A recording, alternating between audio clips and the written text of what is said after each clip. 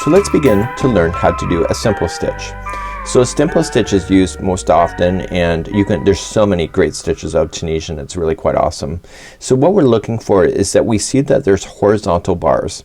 Do you see them? They're sticking straight up just like there, and where you stick your hook matters. So you can stick them in many different spots, but the simple stitch, we start off on the vertical bar that's next, so not the one that's there. Now in the cast on I told you that when we start a row we don't actually chain up one at all, except for if it's a special stitch. So we immediately, right where we finished off, we immediately just go into the next one. So we slide it underneath the vertical bar and back out to the other side, and then yarning over and pulling it up and slide down the throat, and we keep it on there. Do you see that once you do that it fills in that gapping spaces? Do you see the gapping? Well, once you do that it fills it in. So you're gonna go into the next vertical and pull through and slide in, pull through and slide. Now when we get all the way, I'm gonna keep going to the end. The ending of how you finish a row when you get to the other side matters, and I'm gonna show you where to stick your hook for that one. It's in a slightly different spot. So you just keep collecting your stitches all the way back, sorry, all the way in the forward pass. So we're going forward, the hook is moving forward, and you see as we're getting further I'm extending more and more the hook, and I'm getting closer to the back of the hook. So we're gonna come in the last vertical bar. Now you still have the end. So what you can do is if you turn it a little bit, you want to treat it like it's a regular stitch. So you want to insert the hook so that you can see that it looks like you've just gone into a regular stitch right in the end.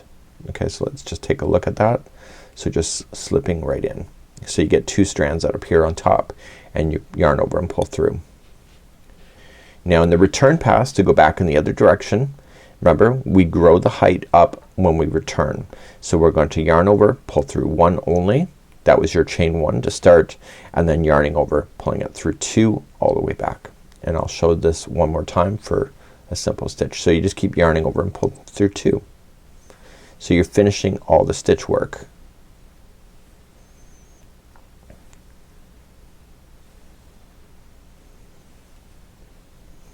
Okay, so let's do one more pass.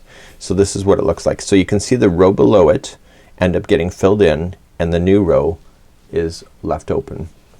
So let's do the next one. So the next row, if you were to continue, do you notice how the strands come up on the right hand side of this?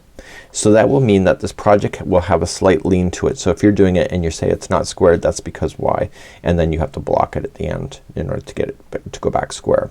So to start the next row we come to the second one in, so in, yarn over, pull through, and do the same thing what you already know. A lot of people do dishcloths with this kind of work because it's nice and quick. They end up selling them at the shows and all of that jazz in order to do this. So this is called the simple stitch, and once you get onto it it's really quite easy to identify the stitches, and you just keep going up and you will see the line will follow its way up as well. Okay, so we kind of come to the end. So you remember what to do. You just turn it a little bit and you'll see the stitch work, and you want to get it so it looks like it's a regular stitch. Yarn over, pull through, and now let's return pass. So we're gonna chain one first and then pull through two, two, two, all the way back. Now you will notice the project will do a slight curl, so you have to block your project at the end, but once you get further into this the curl will stop. It's just a matter of the beginning will do that, and you go back all the way to there. So if you're doing Tunisian simple stitch you can do that as much as you want to do, and then you'll need to bind off in the end doing Tunisian simple stitch bind off, which we will explain in another tutorial. So that's how you would do this Tunisian simple stitch.